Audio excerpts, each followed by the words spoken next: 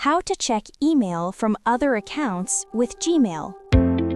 Open your Gmail dashboard, click on the Settings icon, and then select See All Settings. Next, go to the Accounts and Import tab.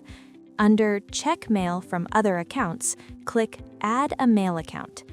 Now, enter the email address that you want to manage using Gmail. For this tutorial, I'm entering my Outlook.com email address. Then click Next. You'll see two options here. Select Link Accounts with Gmailify and click Next.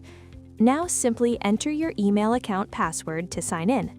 After signing in, Gmail will ask for permission to access your email account. Just click Accept to allow access. And that's it. Your account is now successfully linked. If we go back to the Gmail settings dashboard, you'll see the added email account listed here. If you ever want to remove it, simply click Unlink and the account will be removed.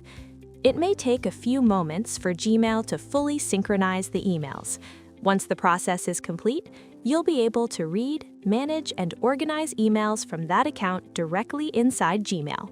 Thanks for watching!